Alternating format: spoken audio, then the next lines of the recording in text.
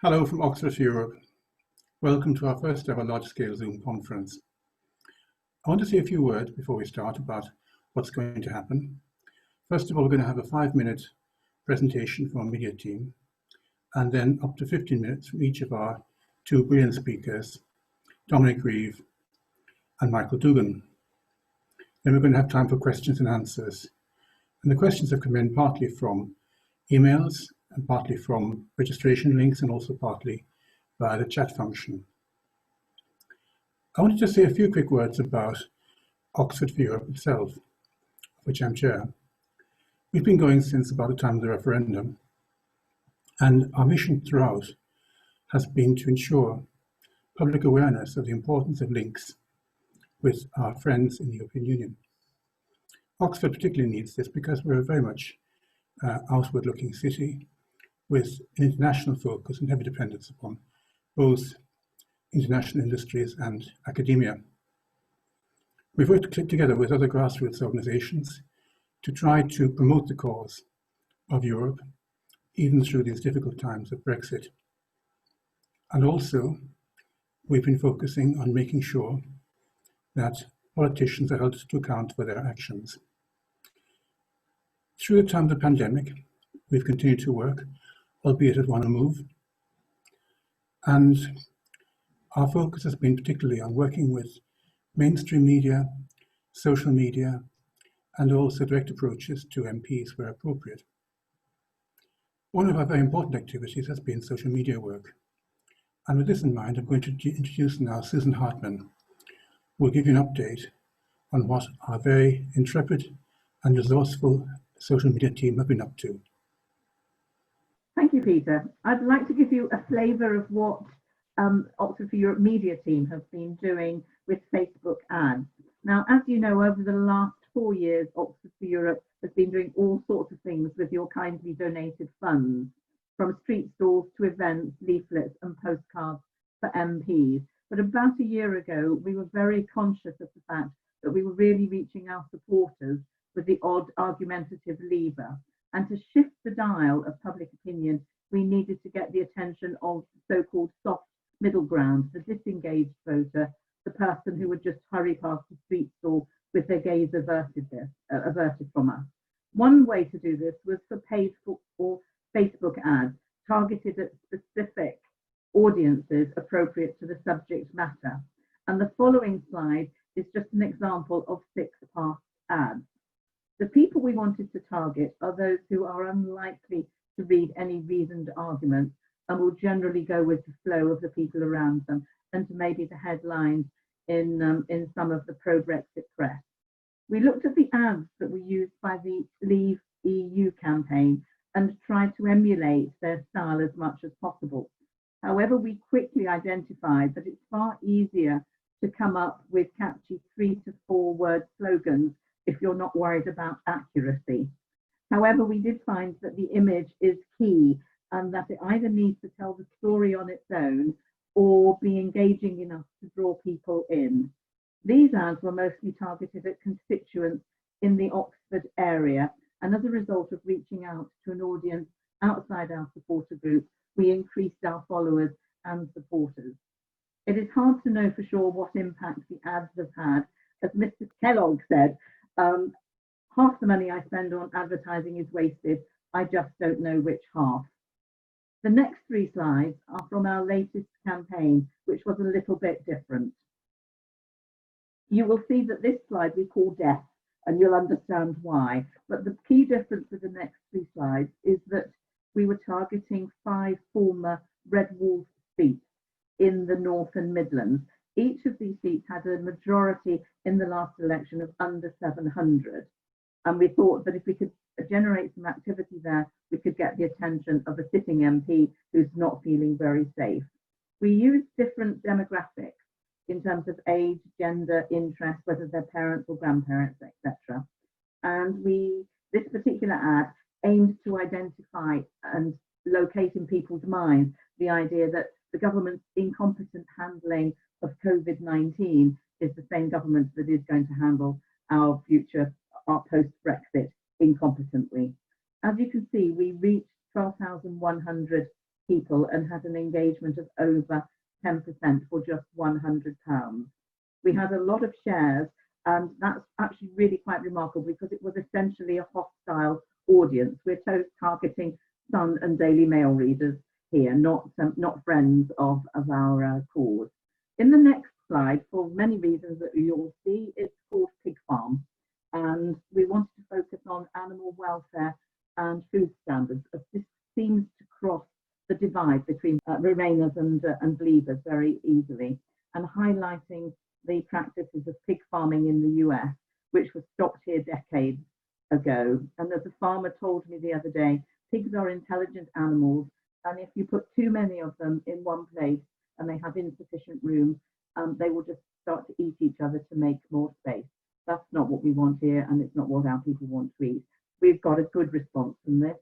The paid reach was 12,390 with an engagement rate of 12.7, generated numerous comments, some in favour, some questioning, and what was really quite helpful here is that we found other readers were actually answering the questions for us. We actually had very little to do with this. And the final slide, called chicken for obvious reasons, we wanted to highlight the food safety difference. We didn't mention chlorinated chicken on it. We were actually trying to be slightly clever with a trust chicken and Liz Trust, but I'm not quite sure that that joke hit home. But we wanted to highlight the difference in the number of chicken-related salmonella deaths in the US. Was 450 in 2018 and only one in the UK, which says that their food standards are really not as good as they might be. The paid reach there was 6,285 and an engagement rate of 15.3%. And an engagement rate means that people are sharing this. So that's the three that we tried there. We were fairly happy when we went outside of our area. From the comments that come back suggest that it is hitting home. And we're currently in the process of trying to build a war chest for our next campaign. If you're interested, you can see our past ads on our Facebook, email and Twitter accounts. And when you see any future ads, it's very helpful to us if you will make a comment, like and share it, because we like to seed the ad before we place it into a hostile audience. It seems to work. Better that way. And as all volunteer organisations, we are essentially the show without a budget. So if at any time you feel that you're able to support us, everything is very gratefully received. Thank you. Thank you very much, Susan. That was very enlightening, and I do recommend following both the Twitter feed and the Facebook group and our website, because quite a lot of material coming and going there. And just to pay tribute to our media team, who've worked very hard on this. This is our first meeting at which we haven't had to give any warnings about fire doors and toilets, so that's a novelty. It's the first meeting we've had since the 31st of January, which, as many of you will know, we consider to have been a very sad day indeed. The Chinese proverb, may you live in interesting times, it's actually not only a proverb, it's a curse, as you know. And I think, unfortunately, we do live in interesting times at the moment, and we have three big problems. The first problem, without doubt, is the pandemic. The second problem is what happened on the 31st of January, the exit from the European Union, the closing of a door. Obviously, the 30th of June was the day that nothing happened. It was the day that the option of extending the transition period ended, with all that means. And what's going to happen on the 1st of January, we really don't know. But I hope from this evening's meeting that we'll learn a bit more about the forthcoming months. And the third problem is that all of these problems are being handled by a government which, let's be charitable about it, many people would say is lacking in experience, is lacking in talent, is lacking in focus, is lacking in commitment, and is lacking in probity. And the government has been significantly weakened by the loss of many of its most experienced and able and indeed honest members in the election of 2019. And I think it's fair to say that of all the people who have ceased to be MPs in that election, the one that Parliament is going to miss most is our next Speaker, Dominic Grieve. And although I know Dominic will need no introduction, I will say a few words nonetheless, because he is a man of really exceptional ability and insight into what's going on at the moment. He's been very much in the lead of the campaign to prevent, and I would say successful campaign to prevent a no-deal Brexit during the last Parliament, and obviously things have moved on. He spent over 20 years being an MP in Beaconsfield, and during that time he distinguished himself in many ways. His legal background was put into good effect in so many respects. He was Attorney General for a number of years. He was also Shadow Home Secretary, and he was, I suppose, most recently the chair of the Security and Intelligence Committee, and as such the last person to be properly elected to that post. And indeed, I know that many of you, looking at the questions that have come in already, are very interested in that role and will have questions to ask about it later, no doubt. The committee was responsible for the Russia report, which has yet to see the light of day, and we wait and hope. His career has in no way ended. He's continued to put his expertise to good use. He has been until recently the chair of the Conservative Group for Europe, and he's now recently been appointed as a visiting lecturer at Goldsmiths College in London. So I really feel there's no better man to tell us about how the land lies at the moment, and it's my great pleasure to introduce Dominic Grieve. Thank you. Peter, thank you very much for that very kind introduction. Thank you to all of you who've joined to participate this evening. Thank you particularly to Michael Dougan, who I look forward to listening to in a moment. And thank you, because I'm conscious that there are quite a few people on this Zoom meeting who helped me personally during the course of the election. And I'd just like to reiterate my thanks to them for everything which they did.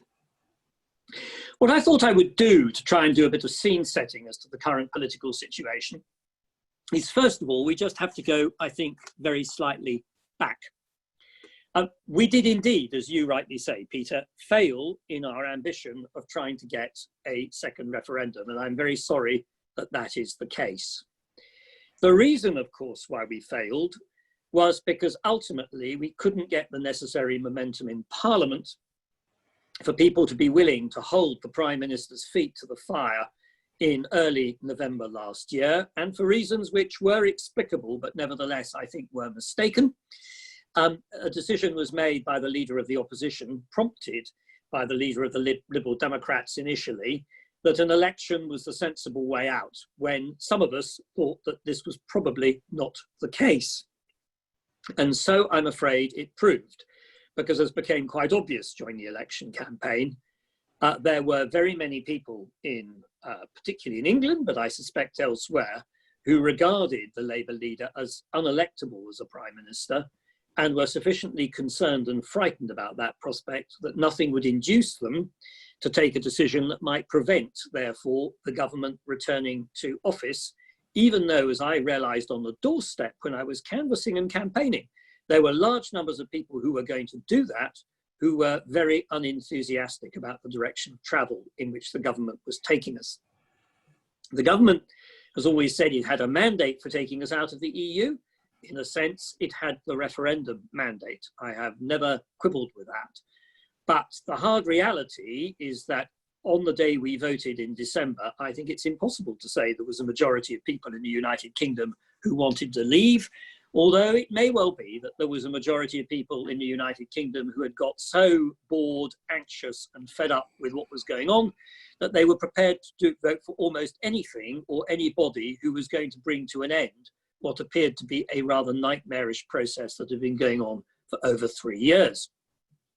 The problem, as we all know, is that nightmares have a tendency to start again when you wake up and then you doze off.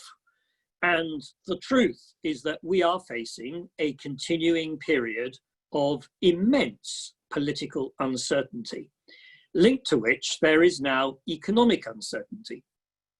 And as you rightly said, the economic uncertainty of COVID, when linked to the economic uncertainty of Brexit, produces a potentially toxic combination which threatens to overwhelm the government.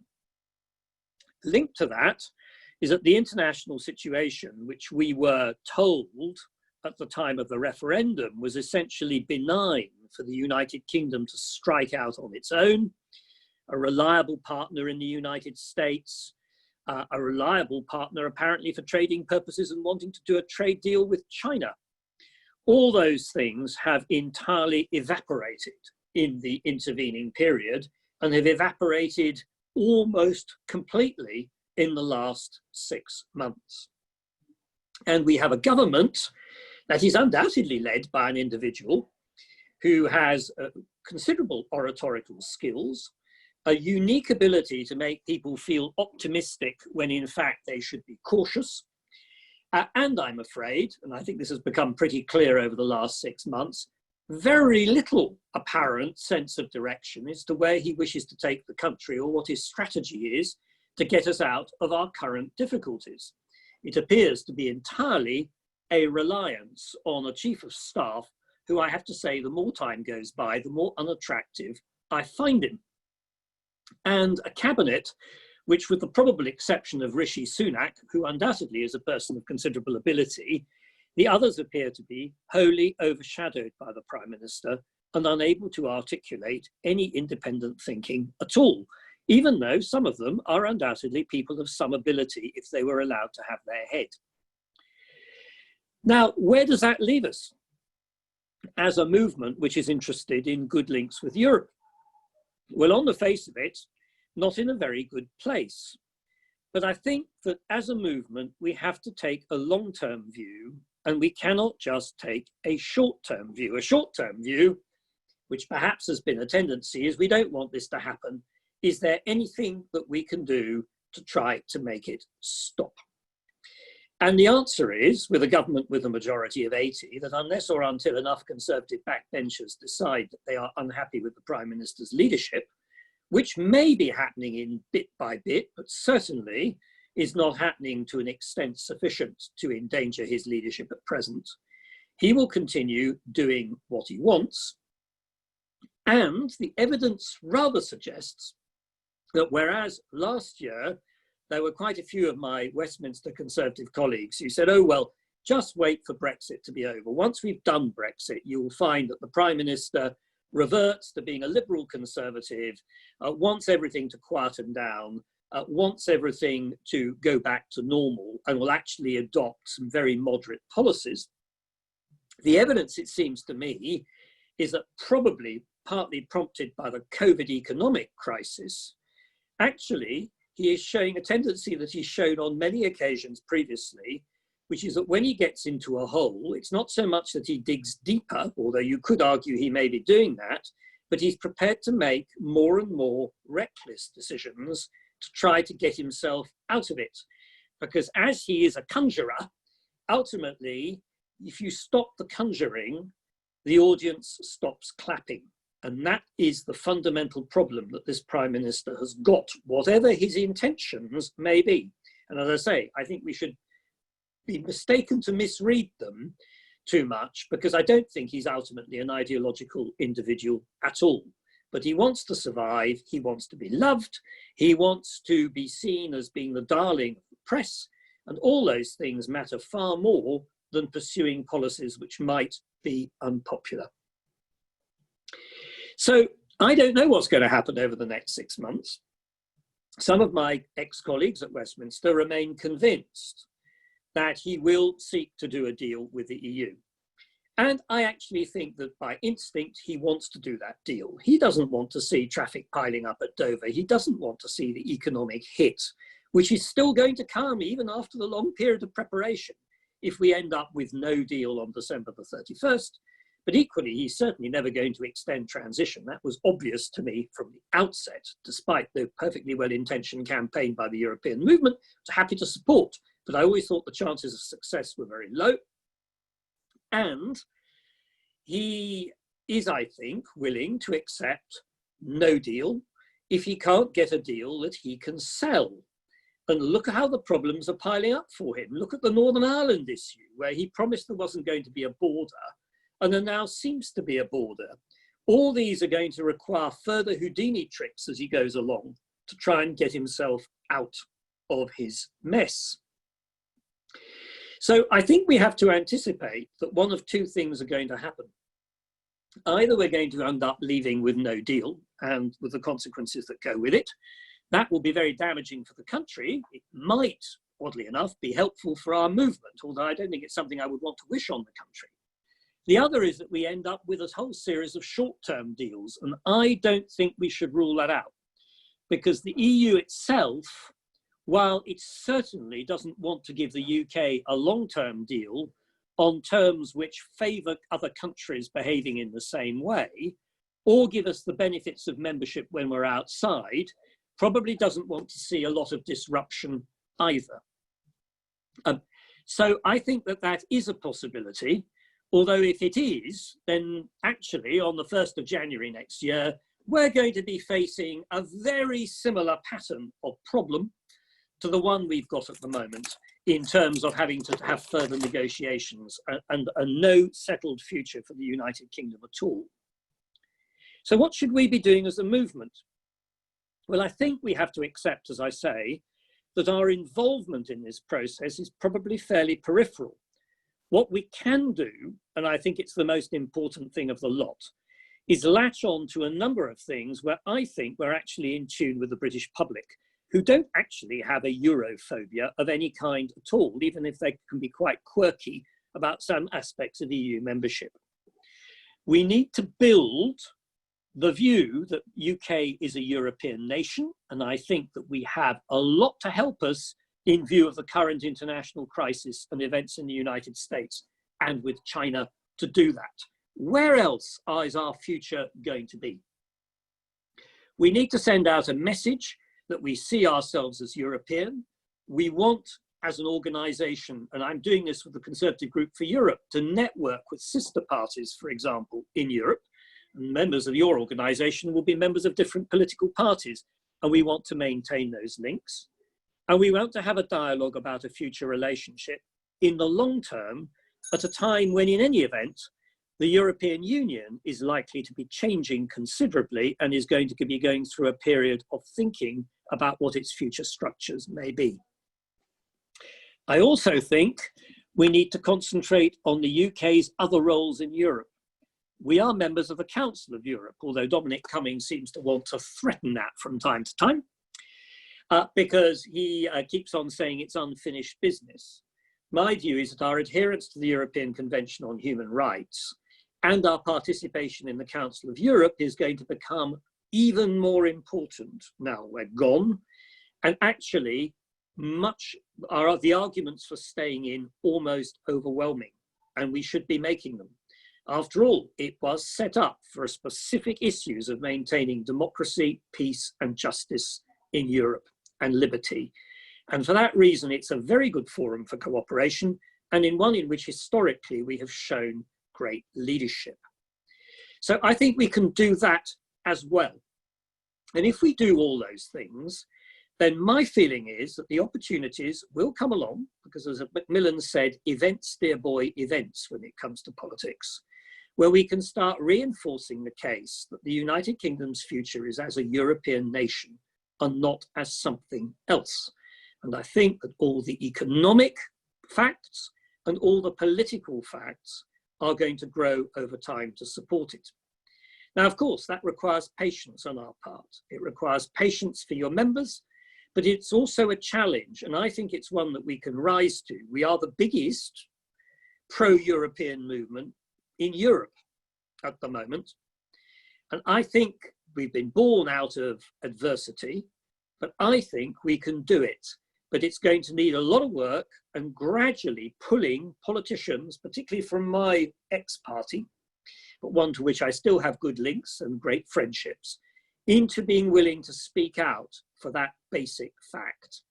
And as we look at what's happening on security particularly, the arguments just pile up more and more that the idea of the UK being some global player separate from our European partners is complete nonsense. Even the Prime Minister probably knows that.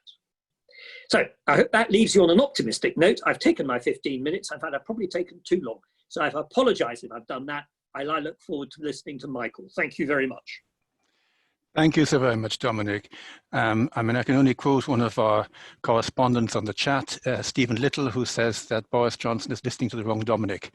And I think you really can't, you can't argue with that.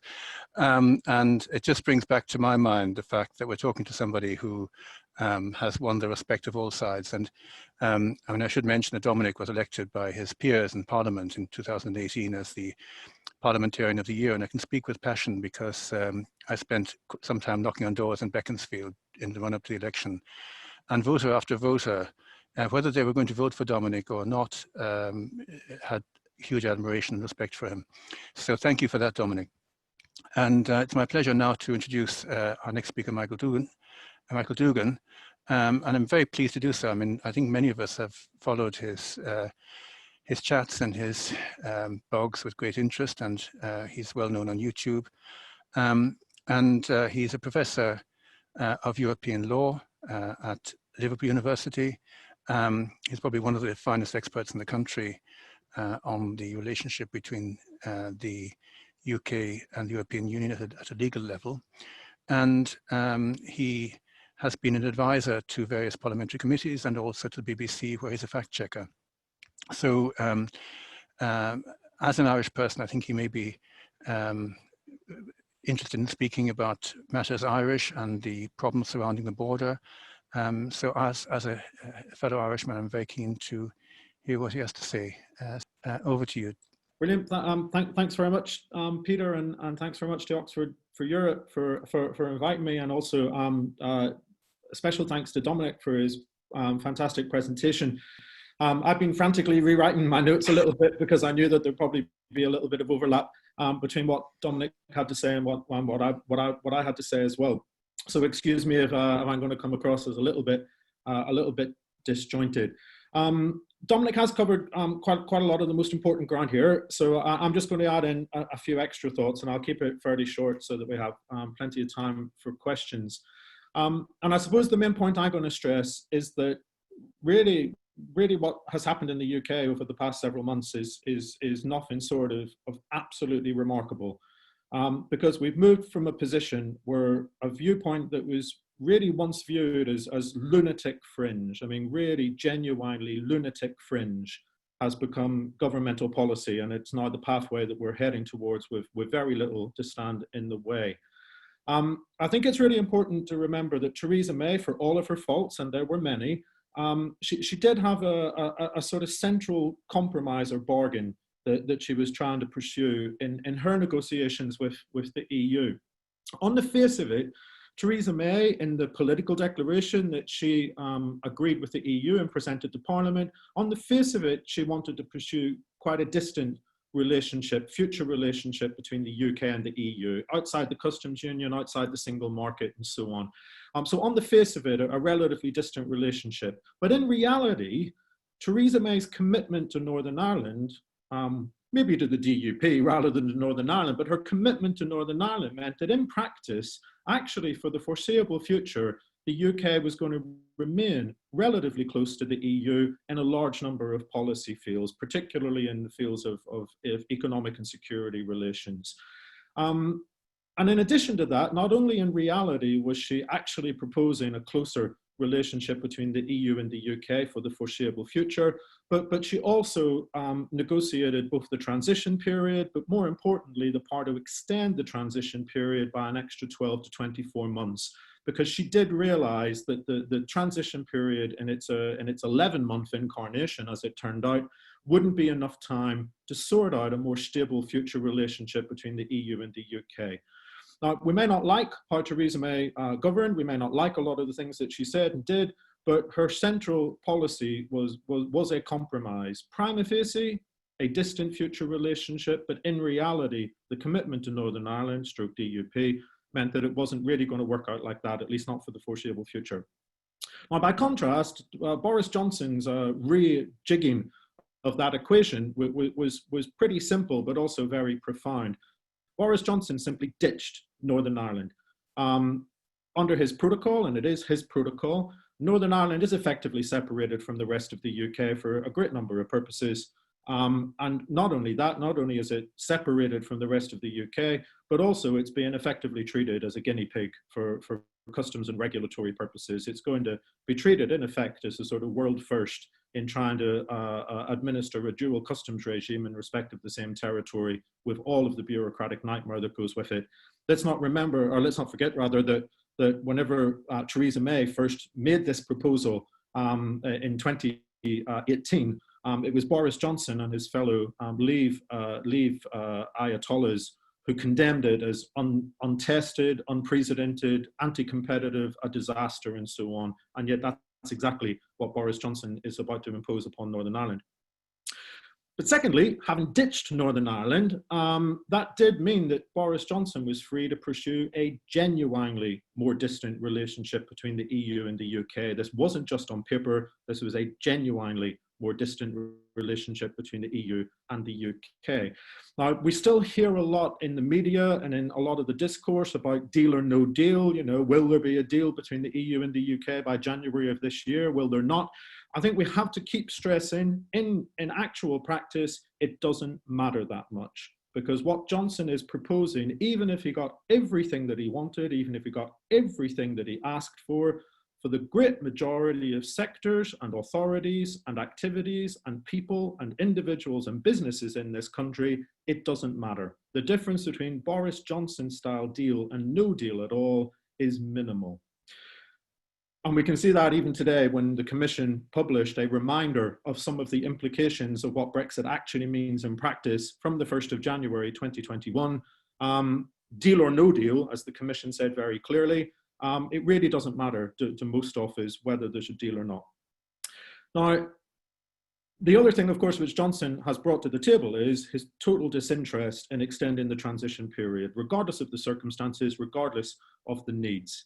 And what that means, of course, is that the big event in Brexit was not really the 31st of January 2020, when the UK formally left the EU. The big event of Brexit will be the 1st of January 2021, when the UK actually finds out what it means to be a third country for the very first time. There's going to be a fundamental change in the UK's position in relation to the EU. There'll be a fundamental change in the UK's relationship with much of the rest of the world. And there'll also be a fundamental challenge to the UK's internal management and internal regulatory structures. And of course, all of that is totally besides the impact of the virus. Some of you may have heard me say it in a previous event, but you know, the impact of the virus is really the main reason for extending the transitional period. There were other reasons that could have been cited to argue in favour of an extension for transition, but really the unforeseen reason, but by far the overwhelming reason, was so as to prevent one crisis piling on top of another in a way which we had not planned for, in a way which frankly the government has shown no evidence that it's carried out any particular impact assessment or risk assessment for. And we are going to see in January the crisis of a no-deal Brexit pile on top of whatever the pandemic crisis, economically and in public health terms, is at that period. So I'll just finish then by asking, well, what is the strategy? And here I'm really going to echo a lot of what Dominic said. I think the first strand of the strategy is to make sure that the blame for all of this lies fairly and squarely at Boris Johnson's door. I'm going to make a point which some people might agree with, some people might disagree with. Certainly as an outsider looking in, this is how I perceive it. The current government isn't really a Conservative government, and the Conservative Party, which I look at, isn't really the Conservative Party which existed a year ago or 3 or 4 years ago. That's a problem, I think, for Conservative members and voters who want to see something like what the Conservative Party used to be, but I don't think it's fair to describe Boris Johnson's Conservatives as anything other than neo-Tories. I can't think of a better word to describe them, but they're certainly not Conservatives as I would have recognised them before. We've got to make sure that the blame for the consequences of these policies lies directly at the door of this neo-Conservative government. And the second point, I fully endorse Dominic's point. We've got to make sure that the UK remains a European nation and that the population remain oriented towards European values of liberal social market democracy. That's going to be a big challenge, I think, because clearly there is a significant part of the population that simply does not share that view and that vision. And there is another significant part of the population whose commitment to liberal social market democracy is capable of waxing and waning, depending on the circumstances. So I think that's the second big challenge. I agree with Dominic on that. How do we make sure that the UK remains oriented towards European liberal social market democracy? Thanks very much. Thank you very much indeed. Well spoken. Time for questions and answers. I know one of the issues on which we had many questions for Dominic was on the Russia report. You probably won't be surprised about that. I think Joe has some of the questions there. Yeah, excellent. So it's actually quite a number of people have asked the question. David Blackman has asked, why do you think Boris Johnson has blocked the publication of the report? I'll read all the questions out because they're sort of all pulled into one. Jonathan Baker and Rosie Pocock, would the report suggest Russian influence? And if it were released, would it change anything at all? Peter Coggins, how can the government be forced to release the report? Susan's question, would you recommend that grassroots group continue to pressure the government to release the report or focus their limited resource elsewhere? And that's the sort of pulled all those questions in together. Just to explain, the Russia report was produced by a committee, the Intelligence and Security Committee. We spent about 6 to 8 months taking evidence because it's quite a slow process because we only meet once a week and we don't meet when Parliament is in recess. So you have to take your time over it. We had that report ready for publication from our point of view in March last year. What then happens is that there is a redaction process, which is inevitable. The report gets submitted to the Cabinet Office and the agencies, and they look at it and they have to identify those things which they think can't be published for security reasons. And I have to say to you that in a report like the Russia report, there was always going to be a great deal of material that could never be put into the public domain. The report is not just about Russian interference in elections, it's about Russia generally and the threat it poses to the UK and the UK's near abroad allies. So it's very, very broad spread, but it does, and certainly one of the things we looked at was the subversion of democracy by Russia. We went through that process, and as a consequence, in early October, we were informed by the agencies. It's a bit like a ping pong. They send you a draft, you send them back a draft, and you argue over the details. It's very nicely done. At the end of it, we had come to an agreement about what could and couldn't be published, and that was around the 10th of October. And as a consequence of that, we then submitted the report to the Prime Minister, because the Prime Minister has a constitutional right of veto, not previously done against the will of a committee, not to publish a report. But normally the submission of the report to the Prime Minister is a rubber stamp job because all the work on redaction has already been done. In this, and so it's turned around, the usual rule is it's turned around in 10 days. On top of that, we knew that there was a real possibility that we would have a general election. And if there's a general election, there's no committee. And if there's no committee, the report cannot be published because it's the committee's report, not the government's.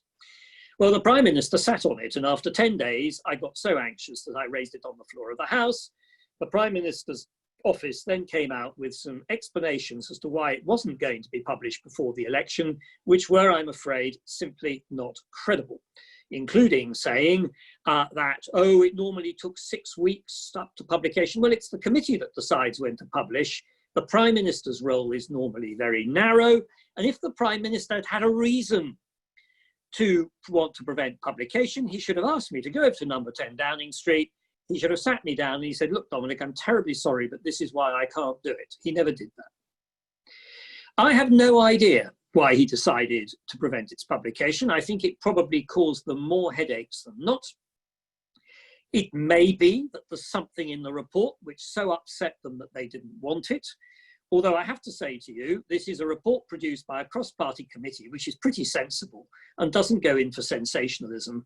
And whilst there are some things in the report, I have no doubt if and when it's published that people will comment on and may arouse some media interest and public interest. I can't go further than this. I don't think there's some extraordinary smoking gun reason why they should not have published it. It may be, I'm afraid, that it was simply a decision taken by Mr. Cummings, who was so piqued by my behaviour over Brexit in September that they just decided in a fit of pique that they were not going to allow it to come out with my name on the front. I'm afraid that's a possibility. Now, it can only be published when there is a new committee. There is apparently now going to be a new committee by the middle of next week or the end of next week. But the reality is that that committee has to elect a chair, it has to then start work. I would be very surprised if the first thing they were to do for 24 hours after meeting was to publish the report. It's now their report. Some of them will be new to the committee. Some of them might want to hear further evidence. Some of them may be unhappy with parts of the report. So if I may answer that second part of your question, I certainly think it's worth pressurizing for the report's publication, but I have to make clear it's not the government to be pressurized, it's the committee that you should pressurize once it comes out, saying in the public interest the report should be brought out as quickly as possible. And in fairness, I have no reason to think the committee won't do that, but I do think the committee is not going to do it in a fortnight. I would be very, very surprised if we get this report before the end of September. At which point, I regret to say it's going to be 18 months old, which is 18 months of no information on it. So it will be a bit stale, and that's very unfortunate. I hope that answers the question. Well, thank you, Dominic. I think it's a very comprehensive answer. Very grateful for that. I think we're all agog to hear what you had to say about the Russia report, so thank you. I think the next question is going to be coming from Geraldine Coggins. Thank you, Peter. My question is from Michael. Like Michael, I lived in Belfast and I was there at the time of the beginning of the Troubles. And I'm concerned that now that the UK government has actually said that it's going to put customs officers at the Northern Ireland ports, I'm wondering what's going to happen with the land border, the 300 roads or so that cross that border. Will they all be manned by customs officers, and what effect will that have in the general political situation in Northern Ireland? Thanks. Thanks for the question, Geraldine. I'll split it into two parts. I think the first part is what will happen to the land border, and the second is what are the implications of the UK government's plans for the political situation in Northern Ireland generally. In terms of the land border between Northern Ireland and the Republic, I mean, unless the UK government really does go out of its way to actively sabotage its own agreement, the nature of the protocol is such that there won't be a land border between Northern Ireland and the Republic. I think that's one of the only good things that can be said about Johnson's protocol, is that on the core objective of not having physical infrastructure and border checks along that 500-kilometre crisscross of roads between Northern Ireland and the Republic, there won't be a physical infrastructure. I think the problem with the border issue is really a sort of catch-22 situation for Northern Ireland. There are two main possibilities, and each of them are sort of equally unattractive.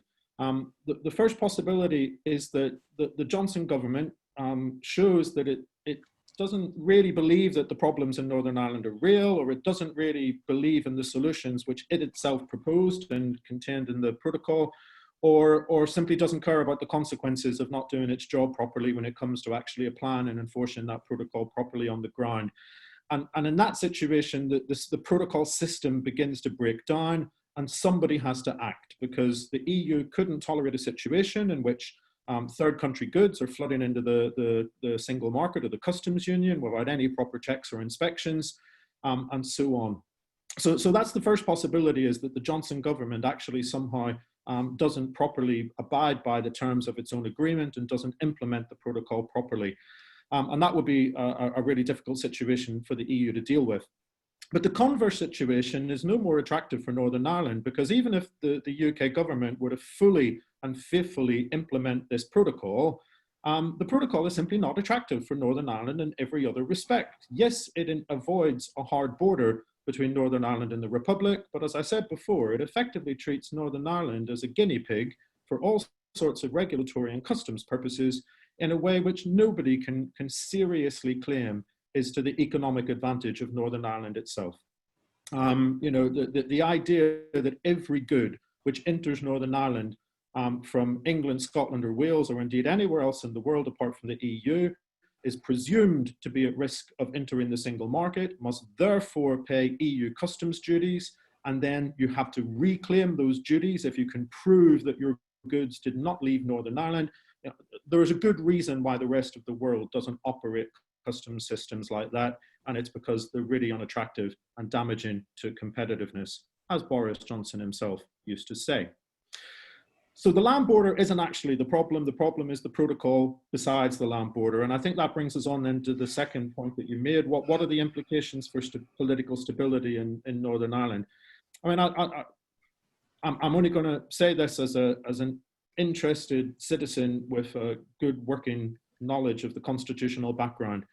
I think the real risk with this protocol is that it decreases the incentive for significant parts of the Northern Irish political system to make the peace process and the Good Friday Agreement and the devolved institutions work. There's a real risk that loyalists will see in the border checks, which will apply across the Irish Sea rather than at the land border, that they will see this as a genuine and serious threat to their British identity. There's a genuine risk that Republicans will believe, as many I know do, that the prospect of reunification is approaching much faster and much sooner than many of them had ever hoped or dreamed.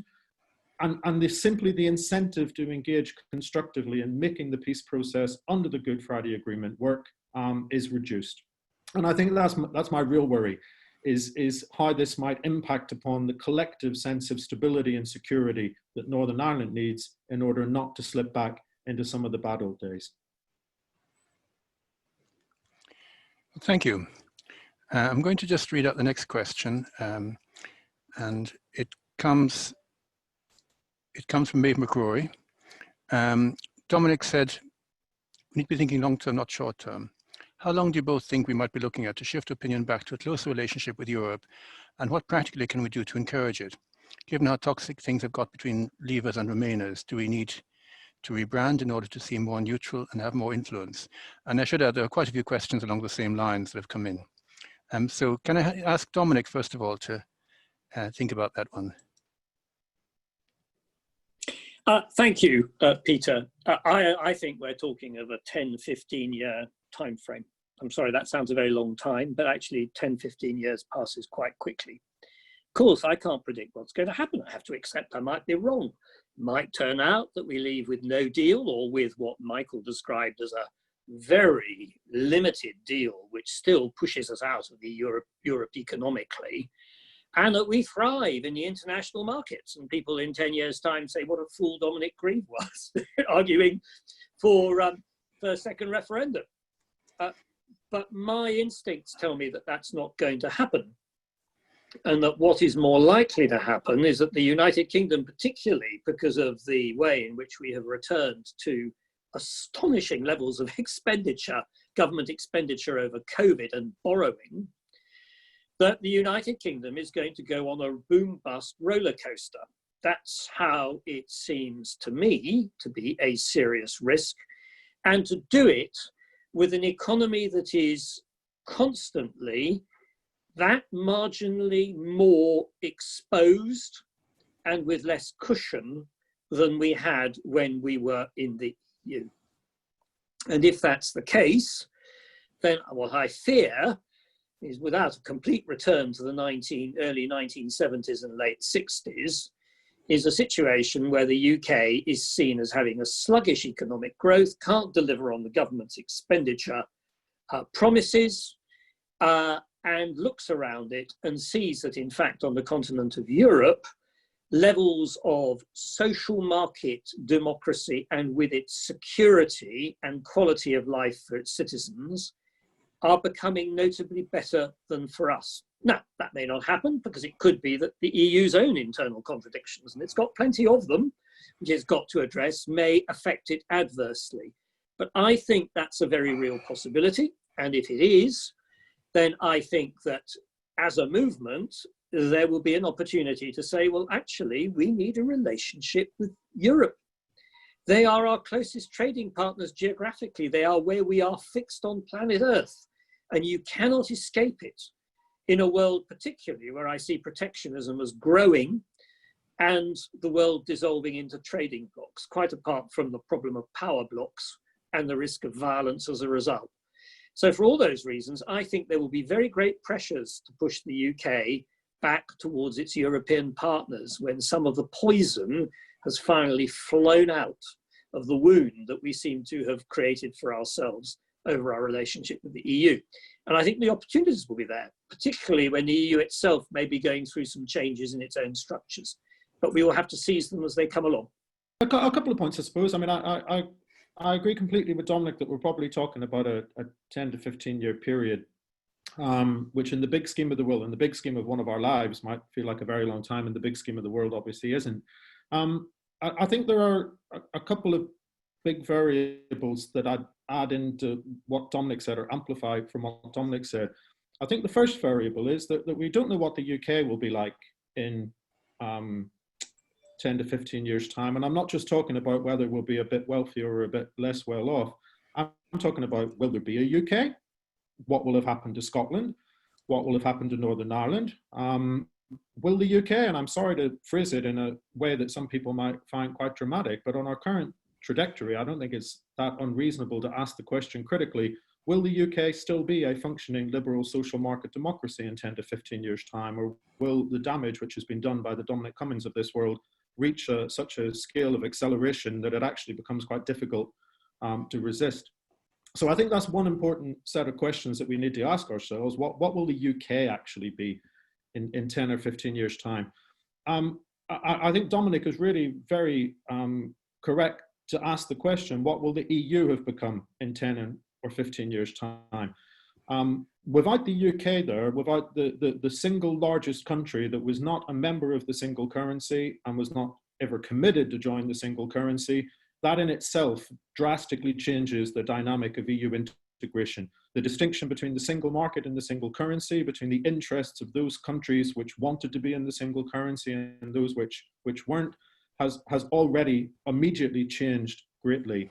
But equally, the impact of the coronavirus pandemic and the steps which the EU is planning to take in order to transform the European economy, these will unleash dynamics and processes of reform over which the UK will have no say and no control because it's left, but we don't know, we have no idea what the EU itself will end up looking like in 10 or 15 years time. Will it be an organization where the UK and the EU actually have so much in common with each other from a constitutional point of view anyway? And of course, we have no idea about the wider forces of environmental change in Russia and China and America and so on. I suppose for me, the main point is we've given up the ability to shape a large part of those changes and a large part of those forces that we used to have a significant control over. As a member state, we could guide and control, and ultimately, if we really felt the need to, and we did in practice, veto some of the initiatives that the EU wanted to take. And to be frank, from that point of view, maybe the other member states are well rid of us, because if we were actually going to block the ability of the other member states to take the action which is necessary to save their economies and protect their way of life, then maybe it's better that we're not there at the table to cause trouble like that at our own cost. But maybe there are bigger things at stake here than just the interests of the UK. Well, thank you very much indeed for that. The next question has come up really, and this has been asked by several people and partly addressed already. It was to do with the breakup of the United Kingdom as a consequence of the double whammy of Brexit and CV19, with Scotland wanting to join the EU and Northern Ireland unifying with the South, and Wales nobody knows. So moving on from what you said a moment ago, Dominic, what's the likelihood of there still being a United Kingdom in 10 or 15 years' time? It's not an easy question to answer. I agree entirely with Michael about Northern Ireland, which I think is, I'm going to park slightly to one side because the issues there are extremely complex. They're complex everywhere, but they're particular in Northern Ireland. To concentrate on Scotland, my experience is that Scottish nationalism is on the rise, and it's a direct consequence of Brexit. And actually, it's also a direct consequence of Boris Johnson being Prime Minister. I'm afraid that he strikes just about every negative chord in Scotland, where even Scottish Conservatives are unlikely to be entirely comfortable with him, except for a small minority.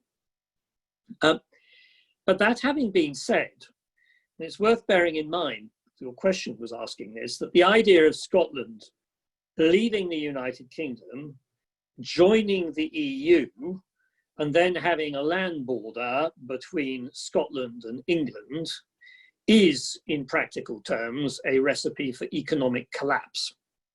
There's no other way to describe it. Now, is that what the Scottish electorate want? Rationally, no. But of course, politics is, man does not live off bread alone. Politics is also about emotions. So are the prerequisites for bringing about a rupture between a significant number of the people living in Scotland and their view as to whether they wish to be in the United Kingdom or not, then I think the recipe is made. And it may well, I'm afraid, like a piece of gunpowder recipe, it may go bang at some point. And I don't think that can be ruled out. But in practical terms, if the SNP say to the Scottish electorate, you vote to leave and we'll take you into the EU and you've got a bright future with us in the EU and England outside of it, they are in fact peddling complete nonsense because of the complete integration of our economies. Wales, I think, is a completely different issue. Of course, there is Welsh nationalism, and I dare say that if England fouls it up, that may fuel it. But the reality is that Wales is even more interdependent with England economically. And I just don't see the possibility of Wales becoming independent. I think it's a fantasy, even though I appreciate there are some Welsh nationalist MPs who feel about it very passionately. But that's my best take on it. Northern Ireland, I think, is quite different. We have severely jeopardized, I agree with Michael, the Good Friday Agreement. I worry about the possibility, not so much of violence, but I agree with him, just complete sclerosis, and that could induce violence on the fringes and the growth of violence on the fringes, which will be very undesirable. And of course, it's worth bearing in mind that the unpleasant reality, I think, is that if a majority of people in Northern Ireland vote to unify with the South, there is a serious risk of violence as well. Because it will not be anything like approaching a consensus in Northern Ireland wanting that. So potentially that's even more worrying. Sorry to sound depressing. I'll just say a couple of words about the Scottish situation. And I think this might be an issue which reaches a high temperature much sooner than many of us might have thought. One of the big issues which has been raised by Brexit and not yet resolved, and I've said this God knows how many times now, but I'm still amazed at how little attention it gets, either from the main political parties or from the mainstream media, whatever that means anymore, or indeed in the public debate, is this idea of the UK internal market. In other words, the terms on which England, Scotland, Wales, we can put Northern Ireland aside now thanks to the protocol, but the terms on which England, Scotland and Wales will coexist with each other within a single marketplace, but where you have different sets of devolved powers which are capable of creating barriers to trade between the three territories, and also distortions, significant distortions of competition between the territories as well. These are issues which the UK has never had to grapple with before, because when it first joined the EU was effectively a unitary state with a unitary market. During the course of EU membership, devolution happened and the UK ceased to be a genuinely unitary state in that sense, because the Scotland and Wales required quite extensive regulatory autonomy of their own.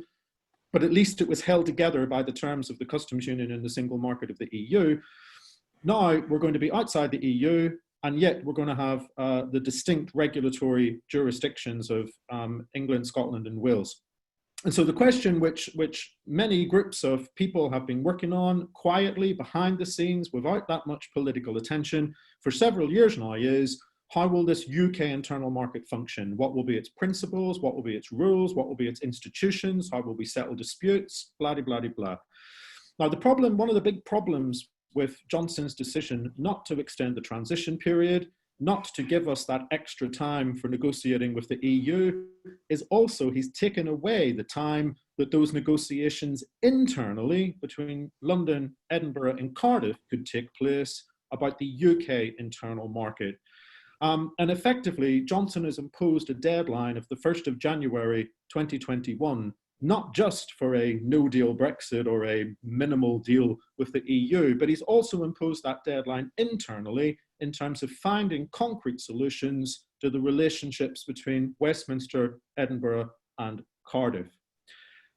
The fear is, and I think it's a very genuine, legitimate fear, is that Johnson and Cummings are simply going to cut through a complicated set of relationships and negotiations and simply impose a solution to this problem from London in the next 6 months, probably directly against the explicit withholding of consent by both Edinburgh and Cardiff. If that happens, I think we're talking about a real aggravation of already difficult relationships between the three administrations, and will really feed in to this narrative that actually the Johnson-Cummings government in London is the enemy of Scotland and potentially of Wales if the Welsh government decides to go down that road as well. Otherwise, though, I'll just reinforce the point which Dominic made. When it comes to the future question of Scottish independence and EU membership, it's a bit like the situation with Northern Ireland. The question of persons isn't that difficult. You can maintain the common travel area. You don't need to impose immigration restrictions between Scotland and England unless one or other party really wants to. It's really the border question of goods between Scotland and England, which becomes a difficult one, just as the border question between the North of Ireland and the Republic was a difficult one. That is a challenge which the Scottish nationalists will have to address. They can't just make it go away because it is a genuine problem. But as Dominic says, sometimes emotions run ahead of rationality, as we well know. Thank you very much, Michael. For those of you who are following the Zoom chat, some interesting comments coming up, in particular about Scotland, and Nick Hopkinson is comparing the secession of Scotland with the departure of Eastern European countries from the Soviet bloc.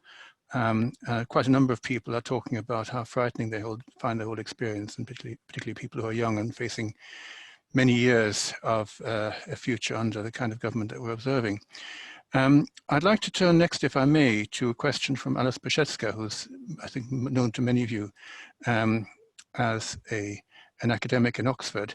And the question was to do with preserving as much as possible the higher education and research partnerships that the UK has shared and built with the EU, e.g. Erasmus and Galileo.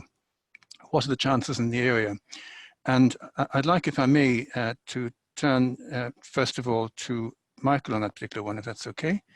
This isn't my field, so I'm not going to pretend to have any particular technical knowledge of it. It is these are a wide range of programs which have, you know, very specific terms and conditions of participation, and really you have to assess each one individually because they have different terms of participation for different types of third country. I suppose the overall point is that as of the 1st of January 2021, the UK will be a fully fledged third country. And if there are no particular agreements in place, as seems likely because that's the direction that we're heading in, then the UK will deal with the EU in the same way as any other third country on the planet, whether it's Mexico or Japan or Australia. In formal terms, of course, that will have major implications for the ability of UK institutions to participate in the various EU programs. But I suppose I'll just highlight some of the informal problems which we're already seeing in practice as well. You know, one of the factors which makes these programs work so successfully and makes the UK such an attractive destination for researchers and for research investment isn't just participation in program X. You know, It's also things like the ease of immigration between EU member states. You know, the ability for a German scientist to simply arrive in the UK with their passport, take up a position and not have to worry about a whole host of visa requirements and immigration restrictions and what to do with their family and what will happen to their social security rights and so on. When you take away that sort of scaffolding, which actually holds together the wider structures and infrastructures of research cooperation across the EU, I think that's where a lot of the real damage will also be done, regardless of the terms, the formal terms of UK participation. I think just rendering the UK a significantly less attractive place to be an academic, to be a researcher, is probably just as damaging as anything else. Thank you. Over to Dominic. Yeah, thank you, Peter. I agree with that. The short answer is I think the chances of staying in Erasmus are actually pretty good. Erasmus, my impression is that the European Union would like to preserve Erasmus. It makes sense from the European Union's point of view of its long-term aims of maintaining Britain's interest in the EU and the pro-EU sentiment, because the young people who go on Erasmus tend to come away with rather good impressions of Europe. In contrast, I think Galileo is completely out of the question. I think we've already accepted it. We will not accept the jurisdiction of the European Court of Justice, and ultimately Galileo is about data. The EU isn't going to budge on the principle that data has to go, that the project has to be ultimately under ECJ jurisdiction, and the Johnson government won't have it. I think the UK government's already accepted that we are going to have to do our own Galileo project at great expense. Thank you indeed. That's very sad, considering that the first candidate for Galileo was a company which apparently has no experience whatever in the kind of satellites that are required. So the next question that's come in, Dominic, first of all, whether he thinks that Keir Starmer has got his tactics right regarding letting the Tories own this mess, and what can we best do to influence him? I think Keir's got it absolutely right. I don't see what is anything else he could possibly be doing. He, just in the same way that he took the view, which I think politically was correct, that he wasn't going to start jumping up and down saying you must extend transition, rather than saying, look, this is your mess. You say that you're going to get us out of this mess by the 31st of January, and therefore you don't want transition to be extended. Well, so be it in those circumstances. We will watch and we will question you on what you're trying to do. When you're in opposition facing a government with a majority of 80, that is all you can do. Otherwise, what happens, and I think what's so interesting with Keir is this is a politician who isn't jumping up and down looking for one-line headlines in the press which last about half a day and then disappear, in stark contrast to some of his predecessors. Strikes me he's being very methodical about this, and I think he's right about it. Now, where he wants to take the Labour Party, bear in mind, he has a challenge of his own with the Labour Party. I'm not probably best placed to answer this particular question, but I mean, I am quite familiar with some aspects of Labour Party's own internal dynamics, and I worked closely with Labour MPs last year. Some of them could also see the divisions splitting them from some of their colleagues.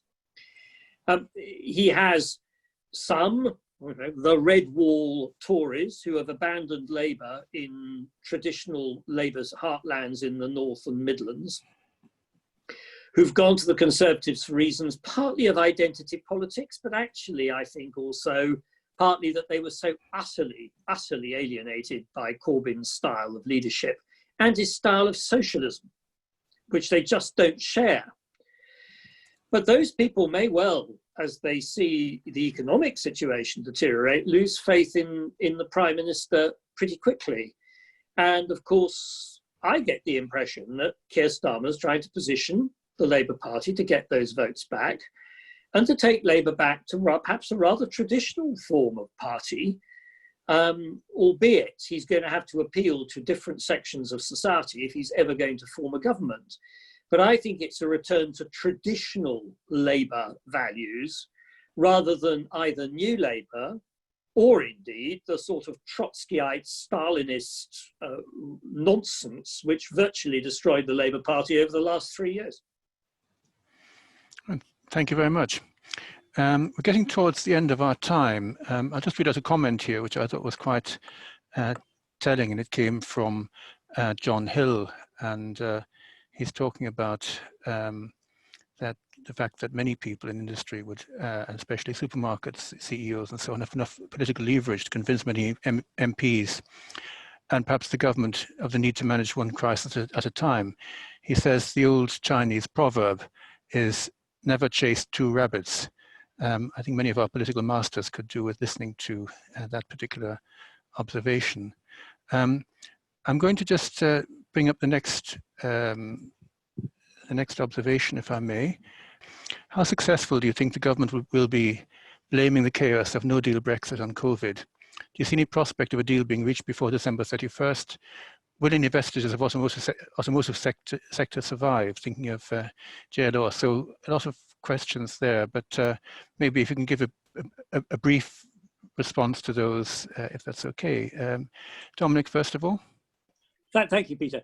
I think that blaming the chaos on COVID rather than Brexit won't work unless in the new year COVID is also creating a similar level of economic chaos within Europe.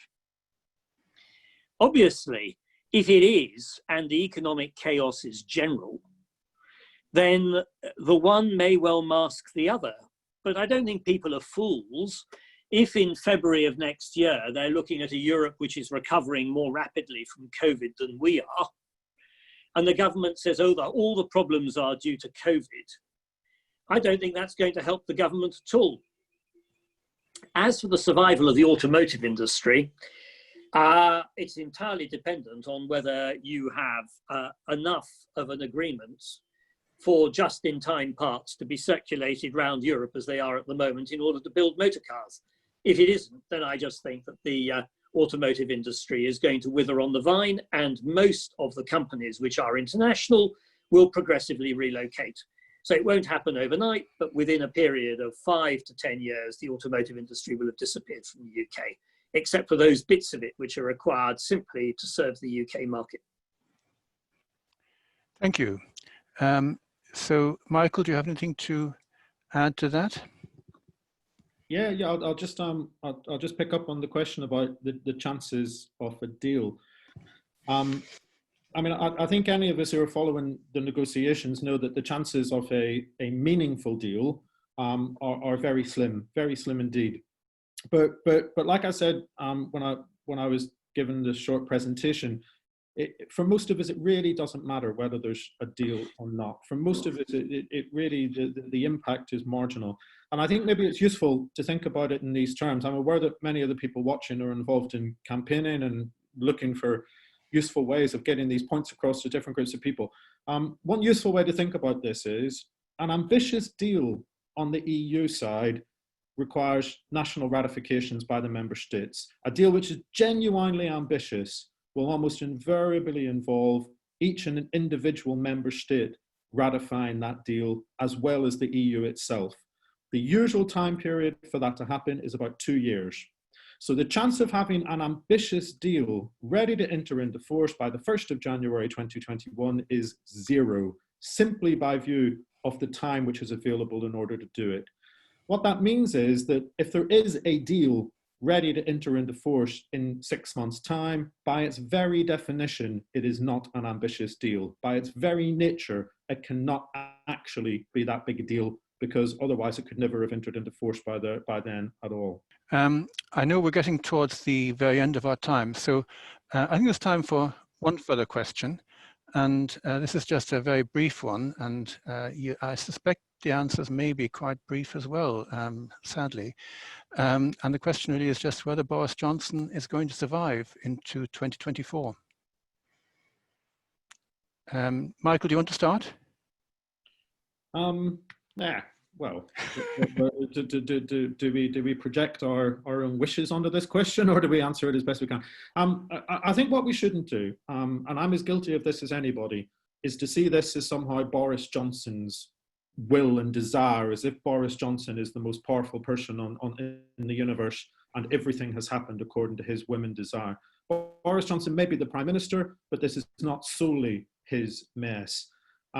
Will Boris Johnson survive, I think, is an interesting and important question. But to me, the more interesting and important question is, regardless of who is occupying 10 Street, will the Conservative Party continue along the trajectory of becoming a Trumpian, Bolsonaro-style, post-truth populist group of hard-right fanatics? Or will it come back to its senses and become a mainstream, centre-right, European, liberal, social market democracy? That for me is the more important question than the future of Boris Johnson as an individual. And at the moment, I'm afraid the signs are not encouraging, especially since the election in 2019.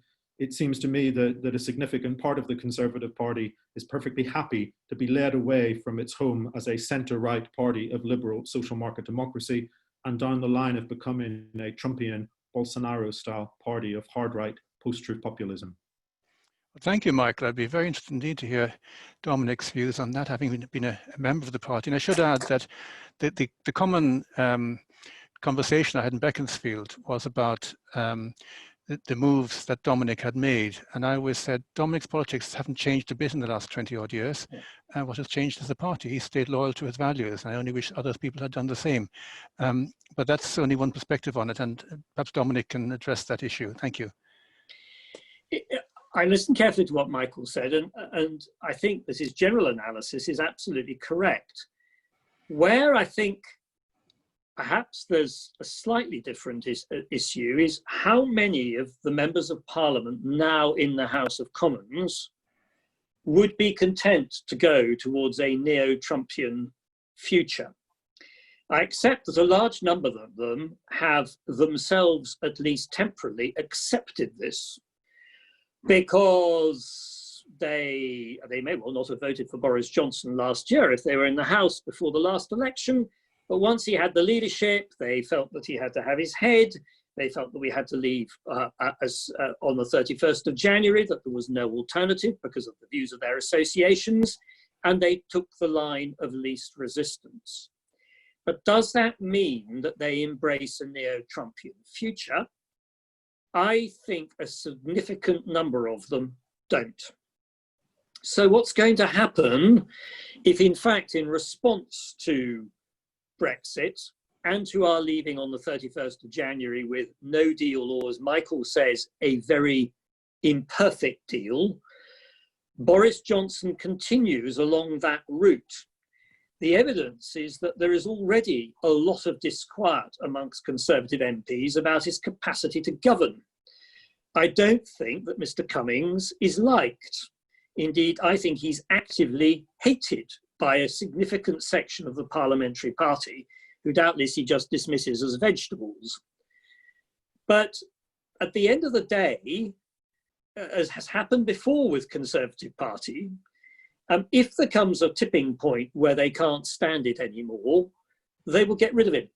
And in getting rid of him, they will want some very different destination from the one that he is taking the Conservative Party towards, or appears to be doing at the moment.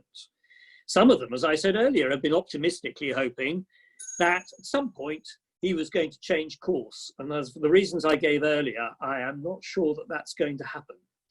So I think I don't give up and despair that the Conservative Party is just turning into a neocon party, or neo-Tory, I think, as Michael described it.